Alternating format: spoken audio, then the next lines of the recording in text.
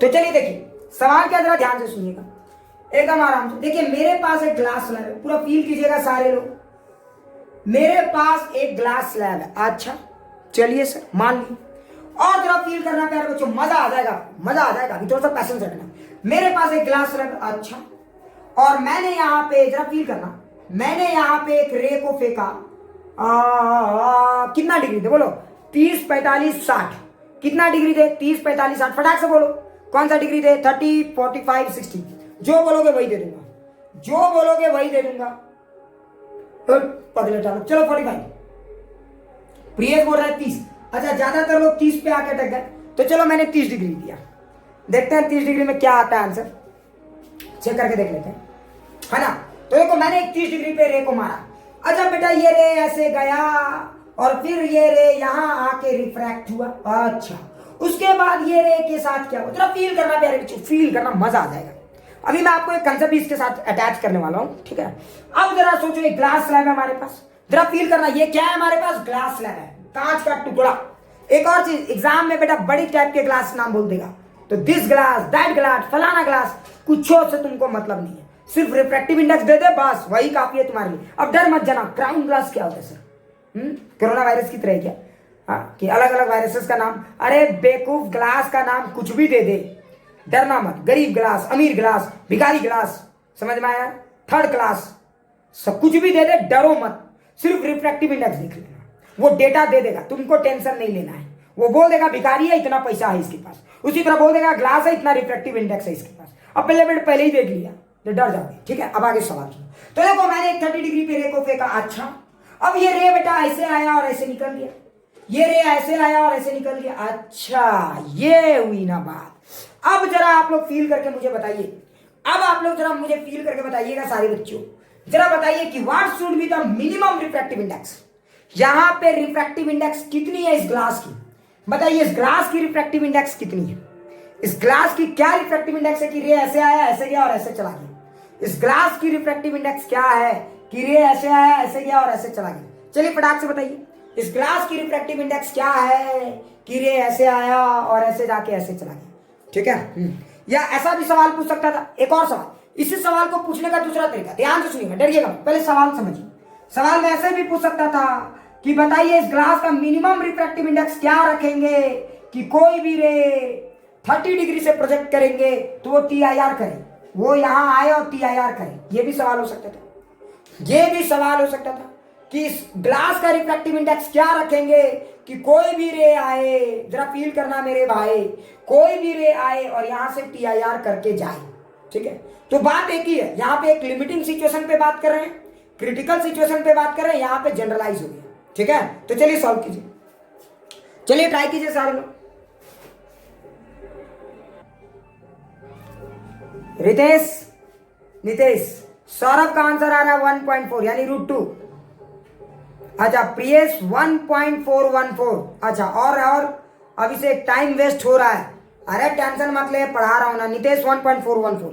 चलिए मैं फटाक से बताता हूँ इस सवाल को कैसे बनाना है। सबसे पहले एक बात बताइए, सबसे पहले एक बात बताइए बेटा, यहाँ इतना तो तय है, जरा फील करना मेरे प्यारे बच्चों, इतना तो तय है कि रे यहाँ आ रहा है और ये रे कहां से कहां जा रहा है, रेयर से डेंसर, तो कुछ तो एंगल बनाएगा। Let this angle is θ1। मान लिया कि ये एंगल θ1 है, जरा फील करना सारे लोग, मैंने मान लिया कि ये एंगल θ1 है। अच्छा जैसे ही मैंने माना ये एंगल θ1 है, ये एंगल क्या हो जाएगा, θ2 हो जाएगा। ओ हो, अरे जैसे ही मैंने माना ये एंगल θ1 है, ये एंगल कुछ भी मान लो। अच्छा एक और बात ध्यान देना, एक चीज तो आप समझ रहे होगे, θ1 और θ2 के बीच में कुछ रिश्ता है, θ1 प्लस θ2 क्या कहलाता है, ये रिश्ता क्या कहलाता है, फटाक से बताओ। अरे θ1 प्लस θ2 की रिश्ता क्या कहलाती है, फटाक से बताओ, अरे फटाक से बोल रहे भाई, मार्केट में गर्दा उड़ा देंगे। θ1 प्लस θ2 की रिश्ता क्या कहलाती है, कुछ लोग बोलेगा क्या कहलाती है, ये देख, अरे θ1 और θ2 के बीच में भी कुछ रिश्ता है, ये जब रे आएगा ऐसे जाएगा। अरे बुढ़बाप θ1 और θ2 एक दूसरे के साथ 90 डिग्री बनाएगा। अरे तेरा फील कर 90 डिग्री बनाएगा रे भाई, 90 लिख दोगे तो क्या नहीं समझ में आएगा। देख θ1, अरे जरा फील कर, ये रे ऐसे, ये रे ऐसे, तो देख θ1 प्लस θ2 90 डिग्री। अच्छा ये बात हुई ना सर। अब जरा सोच, मान लेते हैं, अब मुझे क्या निकालना था, इस ग्लास का रिफ्रैक्टिव इंडेक्स कि इस ग्लास की कम से कम, यानी इस सिचुएशन के लिए रिफ्रैक्टिव इंडेक्स क्या रहेगा, इस सिचुएशन के लिए रिफ्रैक्टिव इंडेक्स क्या होगा। अब यही सवाल था मेरे दिमाग में, यही सवाल था मेरे जहन में। अच्छा चलो देखते हैं क्या होता है। अब जरा फील करना मेरे प्यारे बच्चों, क्या करने वाले हैं हम, ठीक है। तो मान लेता हूं कि इस ग्लास की रिफ्रैक्टिव इंडेक्स है n। अच्छा एक बात बताइए, यहां पे रिफ्रैक्शन कितना बार हो रहा है, एक बात बताइए यहां पे रिफ्रैक्शन कितना बार हो रहा है, एक बात बताइए यहां पे रिफ्रैक्शन कितना बार हो रहा है। अरे फटाक से बताओ, यहां पे रिफ्रैक्शन एक बार, दो बार, तीन बार, घोंघा लॉ कितना बार लगाना होगा यहाँ पे। अरे जरा फील कर रहे प्यारे बच्चों, घोंघा का सिद्धांत यहाँ पे कितना बार लगाना होगा, एक बार, दो बार, तीन बार, एक बार, दो बार, तीन बार, फटाक से बोल रहे, अरे बोल ना रे भाई। तो यहाँ पे घोंघा का सिद्धांत दो बार लगाना होगा, क्या समझ में आ गया। तो चलिए आप लोग यहाँ पे घोंघा का सिद्धांत दो बार लगाएंगे। अब कुछ लोग बोलेंगे सर आप तो बोले थे कि डायरेक्ट निकाल दो। याद करो डायरेक्ट कब होता था, जब पैरेलल स्लैब होते थे, रे जाता था, कोई टेंशन नहीं होता था, रेसिंग करता था, सब थीटा एक दूसरे से रिलेटेड होते थे। इसके लिए इसका जो रिफ्रैक्शन होता था वो उसके लिए इंसिडेंस, लेकिन यहाँ ऐसा नहीं है, इसके लिए जो रिफ्रैक्शन है इसके लिए इंसिडेंस नहीं है। तो यहाँ पे आप डायरेक्ट ट्रिक नहीं लगा सकते, तो फिर करेंगे क्या। मैं कौन सी ट्रिक की बात कर रहा हूँ, याद आ रहा है ना, मैंने एक बताया था कि अगर मल्टीपल ग्लास स्लैब है, जरा फील करो, तो आप यहाँ पे निकालो और यहाँ डायरेक्ट निकालो, बात ठीक है। तो बेटा ऐसा मत कर देना यार, यहाँ डायरेक्ट आ जाना, जरा समझने की कोशिश करो। अरे बुढ़वा ये तब लगाते थे जब इसका रिफ्रैक्शन इसके लिए इंसिडेंस है, तब ये सब काम करता था, है ना, क्योंकि समझ गए होगे। लेकिन बेटा यहाँ देखो, तो इसका रिफ्रैक्शन अगर 10 डिग्री है तो ये तो बेटा 90 डिग्री हो गई। क्या सारी बातें फील आ गई, क्या सारी बातें फील आ गई, ये सारी बातें सबको फील आ गई। अब आगे की कहानी सुन, अब आगे की कहानी सुन, ठीक है। अच्छा कुछ लोग बोलेंगे हाँ सर कुछ कुछ बातें तो फील आ रहा है। अब आगे की कहानी, एक बार घोंघा का सिद्धांत यहाँ लगा लो। तो घोंघा का सिद्धांत एक बार ऊपर लगाइए तो देखिए क्या आता है। यहाँ पे घोंघा का सिद्धांत लगाइए तो लगाइए 1 इंटू साइन 30 डिग्री। अरे ये तो हवा है ना रे भाई, तो 1 into sine 30 degree is equal to n into sine theta 1। क्या ये सबको फील आ गया। अरे यहाँ का मीडियम और यहाँ का एंगल, तो 1 इंटू साइन 30 डिग्री, और यहाँ का मीडियम, तो ये घोंघा का लॉ लग गया। तो एक बार ये हमारा घोंघा का सिद्धांत। अब आगे देखिए यहाँ पे लगाइए घोंघा का सिद्धांत। क्लियर, क्या ये सबको फील आ गया। तो जरा ध्यान से देखिए, एक बार यहाँ पे लगाइए घोंघा का सिद्धांत, तो n into sine theta 2 is equal to क्या लिखेंगे 1 इंटू साइन 90 डिग्री। ये हमारा हो गया दूसरा लॉ। क्या ये सबको फील आ गया। अरे जरा देखिए हमारे पास दो इक्वेशन आ गए, ये हमारे पास दो इक्वेशन आ गई, और इस तरह से ये हमारा घोंघा का सिद्धांत अब काम करने वाला है। क्या सबको ये बातें फील आ गई, क्या सबको ये बातें फील आ गई, सबको अच्छे से समझ में आ गया ये चीज। देखो ये पहले समझ में आ गया। अब जरा सोचो मुझे क्या निकालना है, अब मुझे क्या निकालना है, जरा फील करो सारे लोग। अब मुझे क्या निकालना है, जरा फील करना सारे लोग। तो जरा ध्यान से देखो, मुझे फील करना है n की वैल्यू। मुझे थीटा 1 और थीटा 2 में इंटरेस्ट नहीं है, मुझे थीटा 1 और थीटा 2 में इंटरेस्ट नहीं। तो मैं ऐसा क्या करूं कि n ही सिर्फ आए। तो तुम समझ रहे होगे, अरे ये साइन थीटा है रे प्यारे बच्चों, और ये रियल में देखो साइन थीटा 2 है। आप जानते हो साइन थीटा 2 को आप क्या लिख सकते थे, 90 माइनस थीटा 1। क्या सही या गलत, बिल्कुल। अरे थीटा 1 प्लस थीटा 2 90 डिग्री रे, तो थीटा 1 और थीटा 2 तो एक दूसरे में रिश्ते में लगते हैं। तो ये रिश्ता क्या कहलाता है, तो पाई बाई 2 कहलाता है। तो देखो theta 2 is equal to 90 minus theta 1।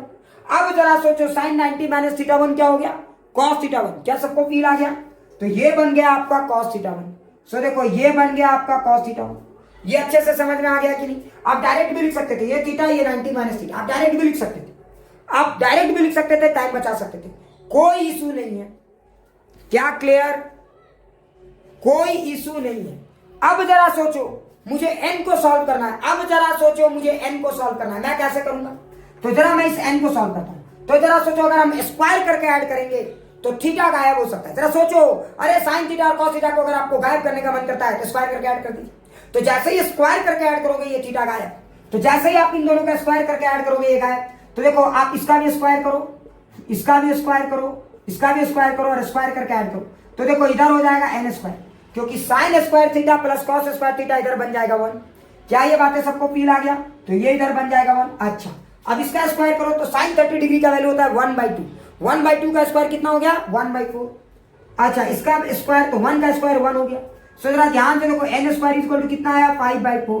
तो n की वैल्यू कितनी आ गई √5/4। So that is my answer. मतलब इस ग्लास स्लैब का जो रिफ्रैक्टिव इंडेक्स है √5/4 है। क्या ये सबको फील आ गया, क्या ये सबको फील आ गया। अरे यहाँ पे इस सिचुएशन के लिए ग्लास की रिफ्रैक्टिव इंडेक्स √5/4 है।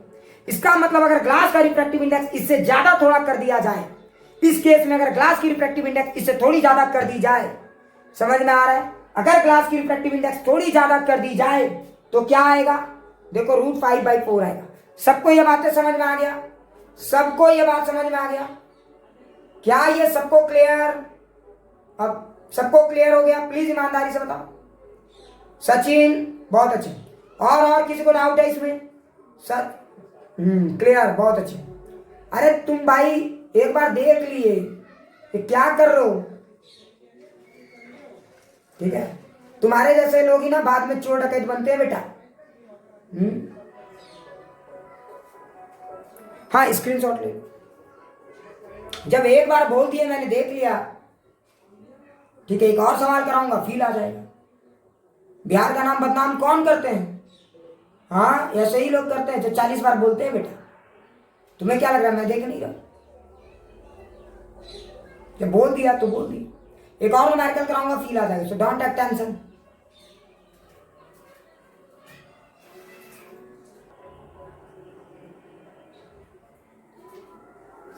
ऋतिक बहुत अच्छे, बहुत अच्छा ऋतिक।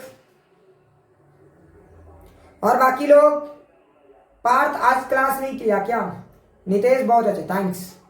और बाकी लोग गर्ल्स में से, अरे गर्ल्स में से बहुत सारे लोग थे, मैं तो अभी नाम उतना फिर भूल गया, बीच में क्लास एब्सेंट, मैं नाम भूल गया सबका। हाँ, सुनील बहुत अच्छे, थैंक्स सुनील। और बाकी लोग फटाफट कमेंट करो, फटाफट कमेंट करो। निधि बहुत अच्छे, अच्छा 97।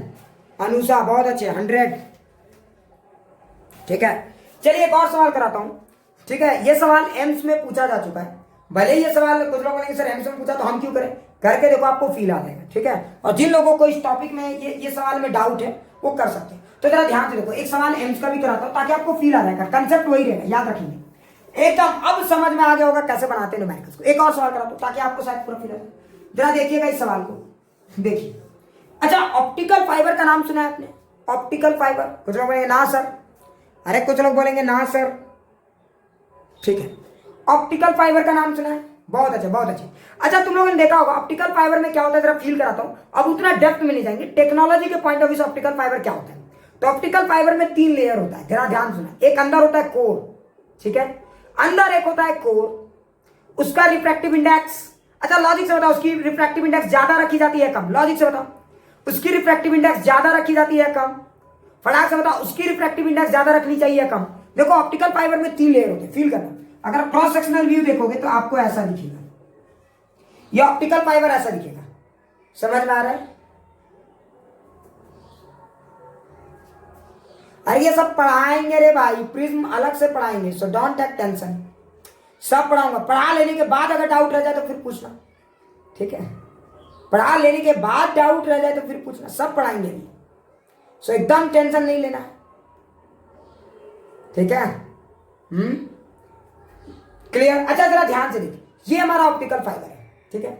इसका 3 व्यू देखोगे, अगर ऐसे देखोगे, लेकिन अगर आप इसको ऐसे देखोगे डिजाइन के पॉइंट ऑफ व्यू से, तो आपको ये ऑप्टिकल फाइबर ऐसे दिखेगा।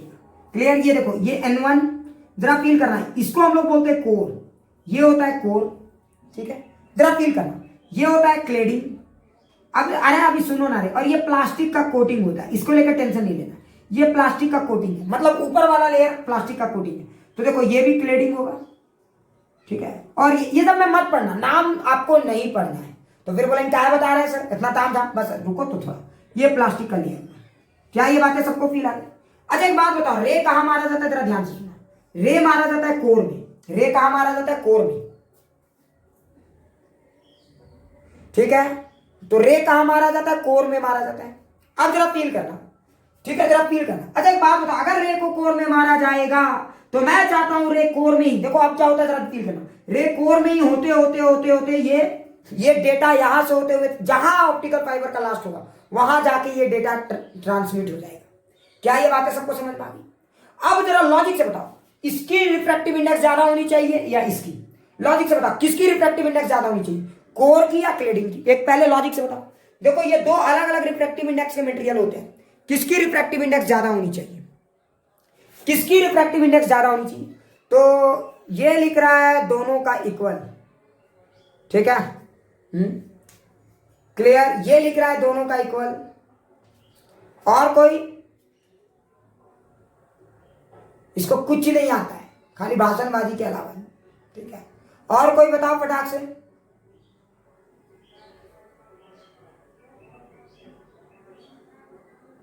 और कोई बताओ।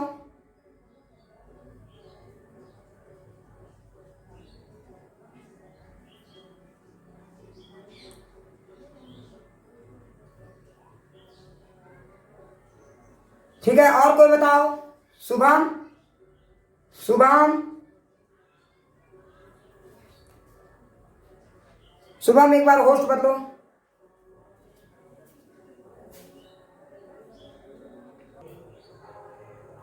ठीक है, जरा फील करना, ये कोर सेगमेंट है हमारा, फील करो, ये हमारा कोर सेगमेंट है। ठीक है, इसके ऊपर एक क्लेडिंग किया हुआ रहता है, जरा फील करना। तो ये हमारा कोर हो गया, इसके ऊपर क्लेडिंग है। अब जरा सोचो, लाइट जब यहां दिया जाता है तो जरा फील करके बताओ, जब लाइट यहां पे दोगे इस कोर में, तो लाइट इसी कोर में रहे, तो बताओ इस क्लेडिंग वाले की रिफ्रैक्टिव इंडेक्स और कोर वाले की रिफ्रैक्टिव इंडेक्स सेम कैसे हो सकती है? पहले ये सोचो, अगर सेम रहेगा बेटा तो जब लाइट यहां से यहां जाएगा, जरा फील कर रहा है, ये कोर हो गया हमारा, ये क्लेडिंग। प्लास्टिक का कवर तो सिर्फ प्रोटेक्शन है, उसको भूल जाइए प्यारे बच्चों। तो देखिए, अगर ये हमारा कोर हो गया, ये क्लेडिंग हो गया, तो जरा सोचो अगर ये रे ऐसे जाएगा और दोनों का रिफ्रैक्टिव इंडेक्स सेम होगा तो ये तो ऐसे निकल जाएगा। ये तो बहुत इलॉजिकल आंसर है। ठीक है, ऐसा आंसर दोगे तो मैं तो टॉलरेट करूंगा नहीं। अब आगे जरा सोचिए, तो अब सवाल है कि अगर मैं चाहता हूं ये रे वापस इसी मीडियम में रह जाए, तो कोर और क्लेडिंग में किसकी रिफ्रैक्टिव इंडेक्स ज्यादा होनी चाहिए? फटाक से बताओ। अरे कोर और क्लेडिंग में किसकी रिफ्रैक्टिव इंडेक्स ज्यादा होनी चाहिए? लॉजिक से सोचो। मतलब यहाँ पे जो ऑप्टिकल फाइबर होता है ना, वो दो सिलेंडर के होते हैं, एक छोटा सा रेडियस का सिलेंडर और एक concentric cylinders, clear, coaxial cylinder. तो कोर की रिफ्रैक्टिव इंडेक्स ज्यादा होनी चाहिए। क्या ये बातें सबको फील आ गई? कोर की रिफ्रैक्टिव इंडेक्स ज्यादा होनी चाहिए ताकि रे उसी में से होकर जाए, और यही होता भी है। अरे यही होता भी है, कोर की रिफ्रैक्टिव इंडेक्स ज्यादा बना दी जाती है ताकि रे क्या हो, उसी के अंदर फंस जाए। अब जरा सोचो, अगर कोर का रिफ्रैक्टिव इंडेक्स ज्यादा होगा तो बोलो क्या होगा? ये क्लैडिंग होगा। अभी देखना, एक एक चीजें फील कराऊंगा। ये होता है आपका क्लैडिंग। अब क्या होगा फील करना, अब तो रे यहां से यहां जाएगा, लेकिन ये रे इधर नहीं जा पाएगा। अगर ज्यादा रिफ्रैक्टिव इंडेक्स, ये ज्यादा डेंसर है, ये कम डेंसर है, तो रे का चांस है वो टीआईआर करेगा और एक कोर से होते हुए एक दुनिया से दूसरी दुनिया तक जाता है। मैं आपको जानकारी के लिए बता दूं, यही चीज होता है पूरा अमेरिका से लेकर इंडिया तक में। जितना भी आप जो गूगल में और फलाने में नेटवर्क सर्चिंग करते हो और जो भी आप करते हो, जरा ध्यान से सोचना। ठीक है, सारा डेटा ट्रांसमिशन बेटा एक ऑप्टिकल फाइबर के थ्रू ही होता है, और इतना फास्ट और इतना जबरदस्त डेटा है जिसका आप अंदाजा नहीं लगा सकते। ऑप्टिकल फाइबर का ताकत यह है कि बेटा पता है, एक पतला सा बाल, इतना पतला ऑप्टिकल फाइबर एक बड़े शहर को पूरा संभाल सकता है। ठीक है, दरभंगा जैसे शहर को पूरा अच्छे से संभाल सकता है। ये है इस ऑप्टिकल फाइबर का ताकत। ठीक है, तो आराम से, मतलब टेक्नोलॉजी का यूज करना सीखो। क्लियर? अब आगे बढ़ते हैं। कुछ लोग बोलेंगे हाँ सर, अब इससे क्या फील है? अब जरा फील कराता हूं। तो देखो, एक सवाल है एम्स में, डरना मत, डरना बिल्कुल मत, डरना मत। देखो सवाल क्या, जरा फील करना प्यारे बच्चों, अभी मजा आ जाएगा आपको। तो सवाल ये है कि देखो, इस तरह का दो लेयर है, फील करना। ठीक है, मैं आपको समझाने के लिए बता रहा हूं। तो मैं चाहता हूं, तो देखो अब एग्जाम में क्या करता है, इसको एक लेयर में ही बदल देता है। तो आपको डरना नहीं है, आप बिल्कुल आराम से देखिए। तो थोड़ा बड़ा पिक्चर बनाता हूं ताकि बड़ा है तो बेहतर है। जरा देखिए, ये है हमारा पिक्चर, सारे लोगों को फील आ गया होगा। ये हमारा पिक्चर, अच्छा ये हमारा पिक्चर, जरा फील करना। ये हमारा रिफ्रैक्टिव इंडेक्स N1, ये हमारा रिफ्रैक्टिव इंडेक्स N2। ठीक है, अब सोचो, ये उसी का डायग्राम है, ये ऑप्टिकल फाइबर का ही डायग्राम है, समझ गए होगे। ये बेटा कोर है, ये क्लेडिंग है, ये भी हमारा N2 है। खैर, ये दिया रहे ना दिया रहे कोई फर्क नहीं पड़ता। अब जरा ध्यान से सुनना, सवाल क्या, जरा अच्छे से समझना। सवाल में ये बोला जाता है, आपको बाद में बताऊंगा ये सब चीजें, बाद में। अभी जरा सोचो, सवाल ये है कि यहाँ पे ये अल्फा, यहाँ पे ये अल्फा की वैल्यू कितनी होगी? जरा फील करके बताना सारे लोग, यहाँ पे ये अल्फा की वैल्यू कितनी होगी कि ये रे N1 में ही टीआईआर करने लगे, ये रे N1 वाले ही मीडियम में रहे। सवाल सबको फील आ गया? यहाँ पे आपको बताना है कि अल्फा, ठीक है, यहाँ पे कम से कम या ज्यादा ज्यादा। अब ये अल्फा अभी फिलहाल आप इतना ही लॉजिक से समझिए, अब कम और ज्यादा का कंसेप्ट अभी थोड़ा देर में समझ पाएंगे। पहले ये बताइए कि अल्फा का वैल्यू कितना रखेंगे कि ये रे यहां से निकले, ये रे यहां से, अगर ये रे जाता है तो यहां से जाए। उसके बाद हम लोग बाकी चीजें फील करेंगे कि अल्फा का वैल्यू कम रखने से क्या होगा, ज्यादा रखने से क्या होगा। चलिए सवाल को सॉल्व करके बताइए। तो बताइए, व्हाट इज द मिनिमम नहीं, अल्फा की वैल्यू कितनी होगी कि यहाँ पे ये कंडीशन सेटिस्फाई हो। अल्फा की वैल्यू कितनी होगी कि यहाँ पे ये कंडीशन सेटिस्फाई हो। देन आफ्टर हम लोग आगे की कहानी समझेंगे। चलिए फटाक से सॉल्व करके बताइए अल्फा की वैल्यू या साइन अल्फा आप निकालिए। तो बताइए what is the value of sine alpha. Option मैं दे देता हूं, what is the value of sine alpha. Option 1 N2/N1, option 2 N1/N2, option 3 √√N1 n1 square minus n2 square, option 4 root under n1 square plus n2 square by n1 plus n2। कौन सा option सही है? चलिए फटाक से बताइए। Which of the given option is correct? Sin alpha is equal to n2 by n1, n1 by n2 root under n1 square minus n2 square और root under n1 square plus n2 square by n1 plus n2। Which of the option is correct? अरे फटाक से बताइए, Which of the option is correct? फटाक से बताइए। नितेश ने बोला 4, और कोई फटाक से बोलो, और कोई? घोंगा का लॉ।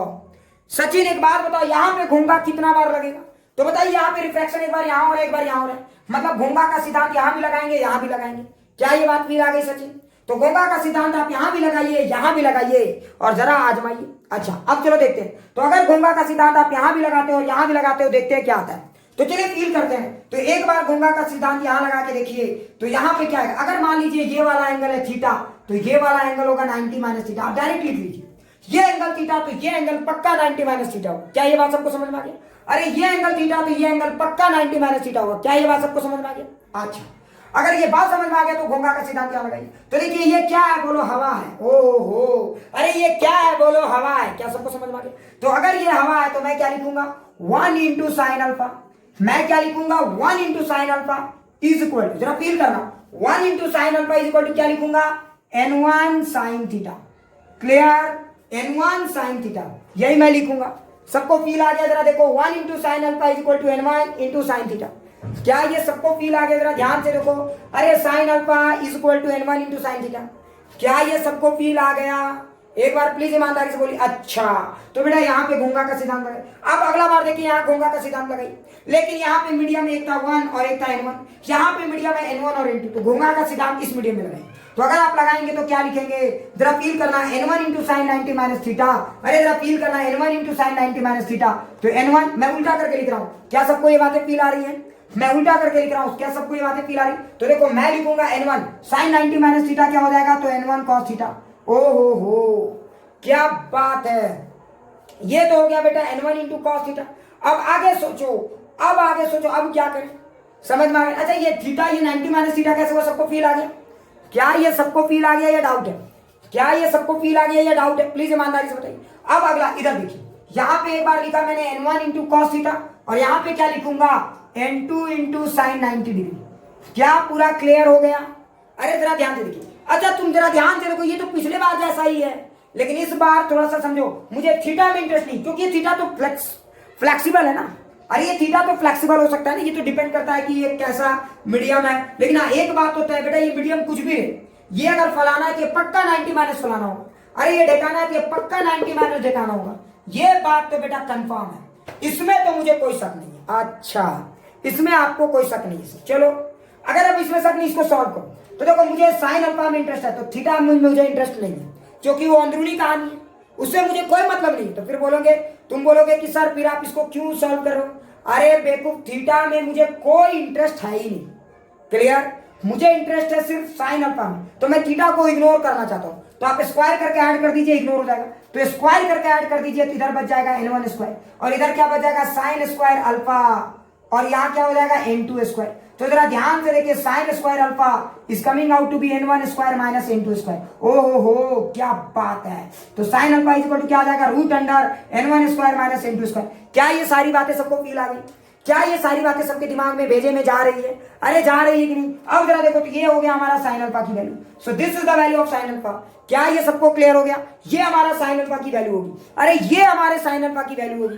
क्या ये सबको क्लियर हो गया? अब जरा फील करना, पता है इस साइन अल्फा में ना एक बड़ा खास बात है। ये साइन अल्फा, अच्छा ये साइन अल्फा क्या बताता है? जरा सोचो, फील करो, ये साइन अल्फा क्या होता है। मान लो अगर हमने इसमें लिटिल बिट मैनिपुलेशन कर दिया, मान लो हमने लिटिल बिट n1 और n2 की वैल्यू रख दी, और मान लो हमारे अल्फा की वैल्यू आ गई 30 डिग्री। तो what is the meaning of this 30 degree?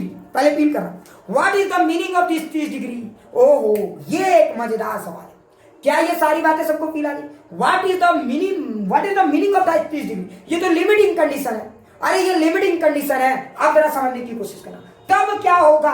यानी कि अगर आपने किसी रे को 30 डिग्री से फेंका, फील करना मेरे प्यारे बच्चों, अगर किसी रे को 30 डिग्री से फेंका तो टर टर टर, अच्छा 30 डिग्री से फेंके तो ऐसे जाएगा टर टर ट्रू। अच्छा, लेकिन जरा सोचो, अगर किसी रे को आपने 30 डिग्री से ज्यादा फेंका, अगर किसी रे को आपने 30 डिग्री से ज्यादा फेंका तो बोलो क्या होगा? अगर किसी रे को आपने 30 डिग्री से ज्यादा फेंक दिया तो बोलो क्या होगा? क्या ये बातें सबको समझ में आ गई? तो एक काम करते हैं, हम एक रे को 30 डिग्री से ज्यादा में फेंकते हैं। मान लीजिए हमने समझाने के लिए 40 डिग्री ले लिया। अच्छा, एक बात बताइए, जब आप रे को ज्यादा एंगल से फेंकोगे तो अगर अल्फा ज्यादा तो थीटा ज्यादा, फील आया? अरे अगर अल्फा ज्यादा तो थीटा ज्यादा, ओ हो क्या बात है। सोचो, अल्फा ज्यादा तो थीटा ज्यादा, और अगर थीटा ज्यादा तो ये वाला एंगल कम हो जाएगा। अच्छा बताओ, अगर ये एंगल कम हो रहा है, जरा फील करना, मान लो अगर ये 60 डिग्री में क्रिटिकल एंगल था तो बताइए ये एंगल तो कम हो रहा है। अगर ये एंगल कम हो रहा है तो बताइए ये रे रिफ्लेक्ट होने के चांस है या, अरे जरा बताइए, ये रे रिफ्लेक्ट होने का चांस है या ये, ठीक है? अरे पटाख से बताओ, क्या ये रे रिफ्लेक्ट होने का चांस है? ये रे क्या वापस आएगा या दूसरी दुनिया में जाएगा? तो जरा सोचो, अगर आपने ये वाला एंगल ज्यादा रखा तो ये एंगल ज्यादा होगा, और अगर ये एंगल ज्यादा होगा तो ये एंगल कम होगा, और अगर यहां पे एंगल कम हो गया तो TIR होने का चांस भी कम हो जाएगा। क्या ये बातें सबको समझ में आ गई? अरे क्या ये बातें सबको समझ में आई? इसका मतलब ये हुआ कि अगर आप यहाँ पे अल्फा की वैल्यू, अगर मान लो अल्फा 30 डिग्री आया, तो अगर आपने अल्फा की वैल्यू ग्रेटर देन 30 डिग्री रखा तो ये रे वापस दूसरी दुनिया में जा सकता है, मतलब यहाँ पे TIR नहीं होगा। क्या ये बातें फील आ गई? रे इसी मीडियम में नहीं रहेगा। क्या ये बातें सबको फील आ गई?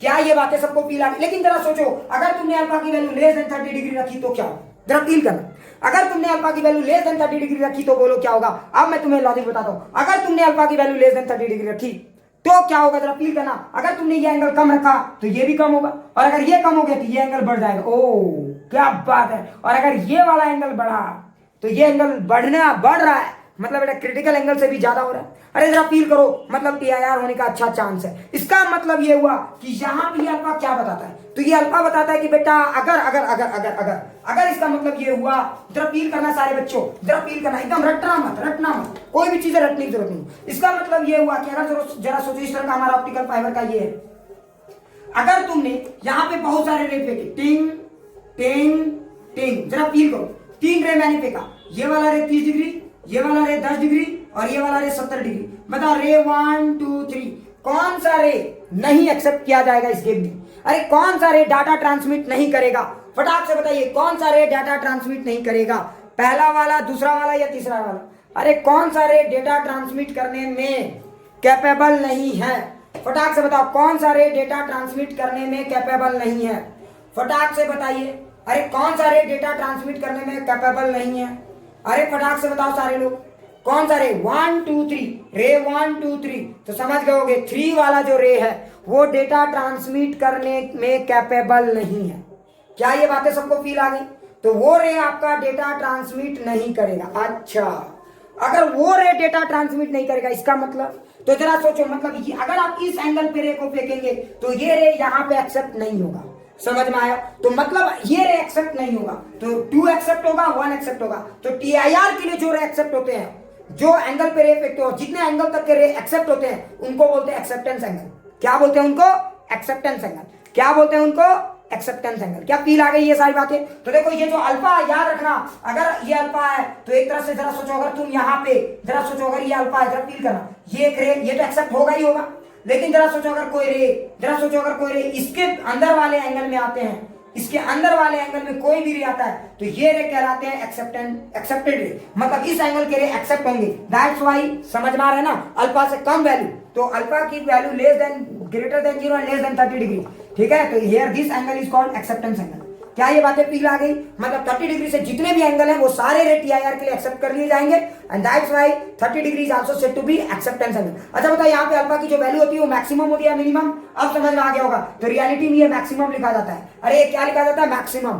क्या ये बातें समझ में आ गई? अल्फा की वैल्यू यहाँ जो सब्सक्रिप्ट देखोगे तो कभी कभी अल्फा भी लोग लिख देते हैं, कभी कभी ऐसे भी लिखते हैं, sine alpha max, clear, root under n1 square minus n2 square. Confuse मत होना, वो बताना चाहते हैं कि अल्फा की जो वैल्यू है वो मैक्सिमम है, मतलब 30 डिग्री तक के रे तो करेंगे ही करेंगे, क्लियर? अच्छा एक और चीज, कंफ्यूज मत होना, साइन अल्फा मैक्स मैक्सिमम होता है, मतलब ये हुआ। अब जरा सोचो, एक सेकंड, कंफ्यूज मत होना, ये सब टाइम पास चीज है, थोड़ा सा नॉलेज के लिए बता देता हूँ, कभी जिंदगी में काम आएगा, ठीक है? तुम मेरे को याद भी करो। अच्छा जरा सोचो, अगर बेटा ये अल्फा, अच्छा एक बात बताओ, अल्फा कम होने से, अल्फा कम और ज्यादा होने से क्या फर्क पड़ता है? अच्छा बताओ, अगर आप चाहते हो कि रे एकदम पूरी तरह से एक्सेप्ट हो जाए, अरे अगर आप चाहते हो रे पूरी तरह से एक्सेप्ट हो जाए, कोई भी रे किसी भी एंगल पे फेंके सब एक्सेप्ट हो जाए, तो बताओ अल्फा की वैल्यू मैक्सिमम कितनी होनी चाहिए? फटाक से बताइए। अगर आप चाहते हो कि सारे रे एक्सेप्ट हो जाए तो अल्फा की वैल्यू कितनी होनी चाहिए? अरे फटाक से बताइए। आप चाहते हो 100% रे एक्सेप्ट हो जाए तो अल्फा की वैल्यू कितनी होनी चाहिए? फटाक से बताइए।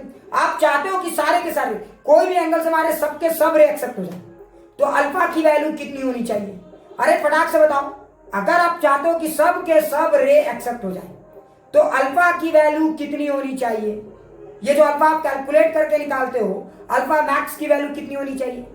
बताओ फटाक से बताओ। अरे अल्फा मैक्स की वैल्यू 90 डिग्री होनी चाहिए। क्या ये बातें सबको फील आ रही है? अल्फा मैक्स की वैल्यू नहीं निधि, अल्फा मैक्स की वैल्यू 90 डिग्री होनी चाहिए निधि। सोचो कैसे? अगर निधि तुमने बोला 45 डिग्री, जब फील करना, अरे जरा फील करना। अगर तुमने बोला 45 डिग्री तो बेटा 45 डिग्री से नीचे वाले सारे रे एक्सेप्ट हो जाएंगे, लेकिन ये वाले रे का क्या होगा? इनका फ्यूचर तो डार्क है। उसी तरह से 45 डिग्री के इधर वाले रे भी एक्सेप्ट हो जाएंगे, फिर ये रे का क्या होगा? इनका फ्यूचर डार्क है। मतलब समझ में आया ना? तो 45 डिग्री जो एंगल, हम एक और चीज निधि तुमने जो समझ में आया ना, तो हम जो बोल रहे हैं ये क्लियर। तो अल्फा की वैल्यू कितनी होनी चाहिए? अगर जरा सोचो, मतलब अगर तुमने अल्फा की वैल्यू 45 डिग्री ली तो ये रे एक्सेप्टेड, ये रे रिजेक्टेड। ओहो, तो फिर इनका क्या होगा? तो बेटा ऐसा क्यों ना किया जाए कि अल्फा की वैल्यू 90 डिग्री ले ले। अगर अल्फा की वैल्यू 90 डिग्री ले लोगे तो सब के सब रे एक्सेप्ट हो जाएंगे, सब के सब रे एक्सेप्ट हो जाएंगे। क्लियर? इसलिए कुछ लोग बोलते हैं कि अगर साइन 90 डिग्री आ जाए तो मजा आ जाए। अगर ये साइन 90 डिग्री हो जाए तो 100% रे विल बी एक्सेप्टेड। इसलिए साइन अल्फा, जरा ध्यान से सुना। इसलिए देखो, अगर मान लो अल्फा की वैल्यू 90 डिग्री आ जाए, जरा अगर मान लेते किसी कैलकुलेशन से अल्फा की वैल्यू 90 डिग्री आ जाए, ऐसा भी आ सकता है। एक सवाल कराऊंगा, मजेदार कंसेप्ट वाले सवाल कराऊंगा। तो मान लो कि अगर अल्फा की वैल्यू 90 डिग्री आ गई, जरा फील करो। अगर मान लो कि अल्फा की वैल्यू 90 डिग्री आ गई, इसका मतलब क्या होगा? बेटा ऐरा गैरा नतु खैरा सब एक्सेप्ट, सब एक्सेप्ट, और सब टीआईआर करने लगेगा, सब टीआईआर करेगा, और जो भी रे फेंकोगे सब जाएगा दूसरी दुनिया में, सब अमेरिका से लेकर इंडिया तक पहुंच जाएगा। क्या समझ में आ रहा है?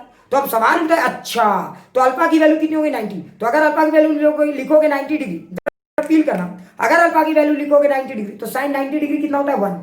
अरे अगर अल्फा की वैल्यू लिखोगे 90 डिग्री तो साइन 90 डिग्री 1। इट मीन जब साइन 90 यानी साइन का वैल्यू जब 1 आता है, तरफ फील करना, तो 100% रे एक्सेप्ट होते हैं। और एकदम फैक्ट है, साइन अल्फा से इसका बहुत गहरा रिश्ता है। इसलिए कुछ लोग साइन अल्फा को देखो, जेईई एडवांस में क्या हुआ, अगर आपको थोड़ी सी जानकारी नहीं रहेगी, कोई टफ सवाल नहीं आता, कोई सवाल टफ नहीं था, लेकिन उसने क्या किया, साइन अल्फा वर्ड यूज करके न्यूमेरिकल अपर्चर एक वर्ड यूज कर लिया। अब बेचारा बच्चा जो है ना, वो पहली बार सुन रहा है, अरे न्यूमेरिकल अपर्चर क्या होता है? कुछ नहीं, कंफ्यूज नहीं होना। साइन अल्फा को ही न्यूमेरिकल अपर्चर कहा जाता है। क्या कहा जाता है? तो साइन अल्फा का ही एक नया नाम समझ लो, न्यूमेरिकल अपर्चर। अब कुछ लोग मुझसे एक सवाल और पूछ सकते हैं कि सर साइन अल्फा को ही क्यों लिया गया? तो एक लॉजिक तो मैं तुम्हें ऐसे समझाता हूँ अभी अभी, और इसके बाद एक सवाल दूंगा। अगर वो सवाल तुम घर में बनाते हो तो अपने आप समझ में आ जाएगा कि सर ने साइन अल्फा को न्यूमेरिकल अपर्चर क्यों कहा। ये तुमको अपने आप फील आ जाएगा, सो डोंट टेक टेंशन, ठीक है? अपने आप फील आ जाएगा। अरे जरा देखो, अगर मान लेते हैं कि अल्फा की वैल्यू 90 डिग्री तो 100% एक्सेप्ट हो रहा है ना, समझने की कोशिश। और अल्फा की वैल्यू जितनी कम होगी, साइन अल्फा की वैल्यू उतनी कम होगी, तो मतलब जितना रे आप दोगे सब के सब रे, तो देखो अल्फा की वैल्यू कहीं ना कहीं, साइन अल्फा की वैल्यू कहीं ना कहीं डायरेक्ट रिलेट कर रहा है, कहीं ना कहीं डायरेक्ट रिलेट कर रहा है। देखो अल्फा की वैल्यू 0 डिग्री तो कोई एक्सेप्ट नहीं, अल्फा की वैल्यू 90 डिग्री सारे एक्सेप्ट, तो साइन अल्फा की वैल्यू 0 डिग्री पे 0 आता है, साइन अल्फा की वैल्यू 90 डिग्री पे 1 आता है। मतलब ये जो अल्फा का रेंज है कहीं ना कहीं 0 से लेकर 100% तक को इंडिकेट करने की कोशिश कर रहा है। That's why sine alpha is also called as numerical aperture. तो कंफ्यूज मत होना, कंफ्यूज मत होना, साइन अल्फा को न्यूमेरिकल अपर्चर कहते हैं। And here alpha is said to be acceptance angle. Alpha को क्या कहते हैं? Acceptance angle. अच्छा, ये अल्फा किस रेंज में होता है? मैक्सिमम या मिनिमम रहेगा? तो जब भी अल्फा रहेगा मैक्सिमम रहेगा। इस तरह के सवाल में क्या सारे लोगों को फील आ गया ये चीज? क्या सारे लोगों को फील आ गया? तो यहाँ पे जो आप अल्फा लिखते हो वो क्या लिखते हो? आप सबको फील आ गया या अभी भी डाउट है? प्लीज एक बार ईमानदारी से बताइए, क्या एकदम 100% फील आ गया? क्या ये एकदम 100% फील आ गया? सब लोग प्लीज एक बार ईमानदारी से बताइए, फटाक से बताइए।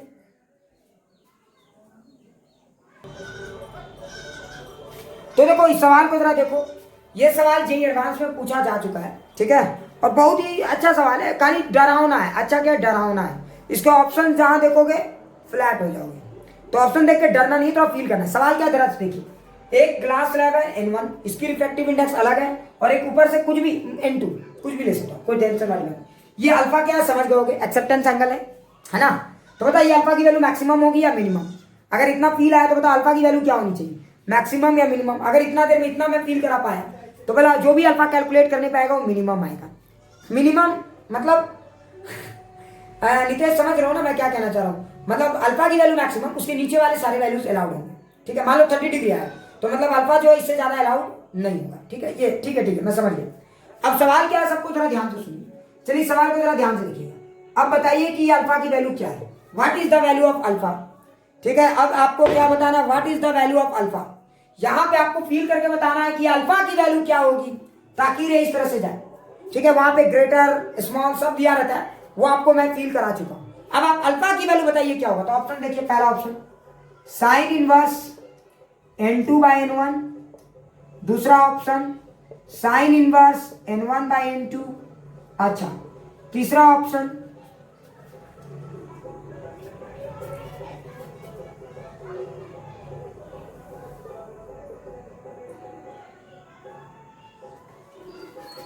तो sine inverse n1/n2 cos of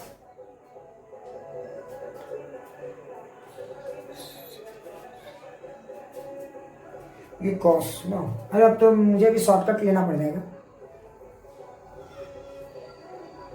हाँ, कॉस ऑफ n2/n1। चलो हम देख लेंगे, कैलकुलेशन थोड़ा बहुत इधर उधर हो सकता है, मैं थोड़ा सा शॉर्टकट टाइम में कर दिया हूँ। ठीक है, तो हो सकता है कैलकुलेशन एरर हो सकता है, मे बी मैंने चेक नहीं किया है। ठीक है, चलो अब अगला एक और देखिए, sine inverse of n1 cos of, cos में भी साइन आएगा क्या, एक बार दो बार तो एंगल रिलेट हो जाएगा। हाँ, ठीक है। अच्छा, मैं इसको एक बार चेक कर लूंगा, तुम लोग तब तक सॉल्व करो, मैं इसको एक बार चेक करके सुधार दूंगा। कॉस ऑफ 1/n2 मैं इसको सुधार दूंगा, उसके लिए टेंशन मत लेना, मैं इसको भी कैलकुलेशन करके सुधार दूंगा। चलिए बताइए कौन सा ऑप्शन सही है, कौन सा ऑप्शन सही है। ठीक है, चलिए फटाक से बताइए कौन सा ऑप्शन सही है, फटाक से बताइए। नितेश बोल रहा है 4, फटाक से सारे लोग बताओ।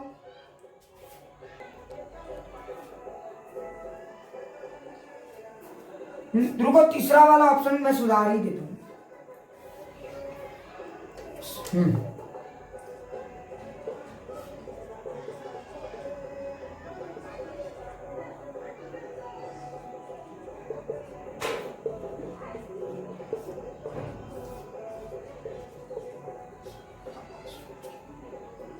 हाँ ठीक है, चलो बहुत तगड़ा सवाल है, बना के दिखाओ बेटा। कुछ लोग तो इस सवाल का ऑप्शन है देख के डर जाएंगे। हाँ, अब मुझे लग रहा है यही होना चाहिए। चलिए अब बताइए, चलिए फटाक से बताइए कौन सा ऑप्शन करेक्ट है। हिमांशु ने आंसर दिया 3, क्या बात है हिमांशु, क्या बात है हिमांशु। राजा ने भी बोला सर 3, क्या बात है राजा बाबू, क्या बात है नितेश। शांतनु भी 3। तुम लोग इतना कॉन्फिडेंस में आके कैसे आंसर बोल रहे हो, मुझे समझ नहीं आ रहा। तुम लोग कुछ गड़बड़ कर रहे हो, तुम लोग कुछ गड़बड़ कर रहे हो इस सवाल में। अरे कुछ तो इज्जत देने का है सवाल को। बहुत अच्छे सौरभ, शानदार।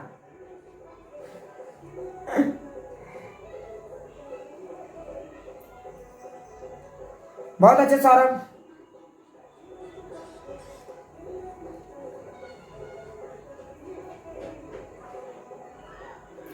निधि बहुत अच्छे।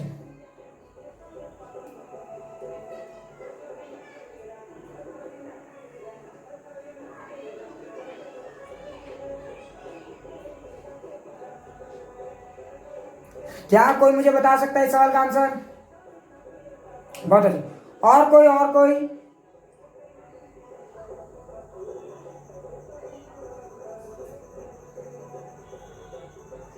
और कोई? अरे फटाक से बोलो, अरे फटाक से बोल मेरे भाई, ऐसे कैसे चलेगा। सिर्फ 8-10 लोगों ने आंसर दिया। चलो मैं सॉल्व करता हूं, ठीक है। अच्छा एक बात बताओ, अगर इस सवाल को सॉल्व करना है तो बताओ मुझे कितना बार घोंघा को पकड़ना होगा। अरे घोंघा लॉ को कितना बार पकड़ना होगा। अगर मुझे इस सवाल का आंसर ढूंढना है तो कितना बार घोंघा को पकड़ना होगा, फटाक से कमेंट कर। अरे कमेंट करने में क्यों स्लोली करता है। अरे अगर मुझे इस घोंघा को पकड़ना है तो कितना बार पकड़ना होगा, फटाक से बोलो प्यारे बच्चों। अगर मुझे इस घोंघा को पकड़ना है तो कितना बार। अरे रिस्पॉन्ड मारो भाई, सुबह से पढ़ते पढ़ते एनर्जी डाउन हो गया क्या तुम लोगों का। अरे फटाक से बताओ, अगर मैं इसको करना चाहता हूं तो घोंघा को 2 बार पकड़ना होगा। क्या क्लियर? 2 बार। तो एक बार स्नेल्स लॉ यहां लगेगा और एक बार स्नेल्स लॉ यहां लगेगा। क्लियर? तो चलिए बताते हैं यहाँ पे कैसे। एक बार अगर आप स्नेल्स लॉ यहां लगाओ, यहां लगाओ, तो चलो पहले यहीं से शुरू करते, कहीं से भी आप शुरू कर सकते हो। तो ये 90 डिग्री, let this is angle theta, तो then this is 90 minus theta. ओ क्या बात है। या आप यहां भी लिख सकते हो this is theta, so this is 90 minus theta. Confuse मत होना, वो डेटा के हिसाब से आप चेक कर लेना, वो डेटा के हिसाब से चेक कर लेना।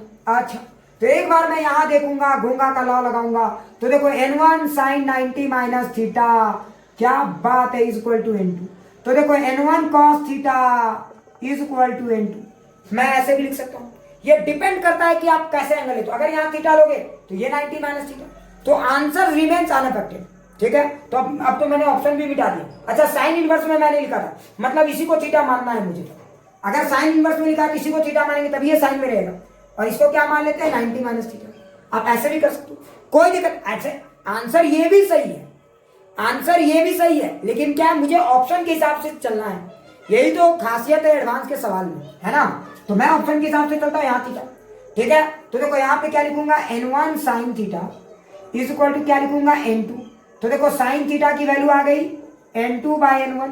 तो देखो थीटा की वैल्यू कितनी आ गई, sine inverse of n2 by n1। ये हमारा पहला फतेह का हो गया किला, है ना। लेकिन मुझे बेटा थीटा नहीं निकालना था कि पहला वाला या दूसरा वाला में से टिक मार के निकल जाए, मुझे चाहिए अल्फा। ओ अच्छा, अब यहाँ है, अगर आप यहाँ पे स्नेल्स लॉ लगाओगे तो यहाँ पे तो n2 है, यहाँ n1 है।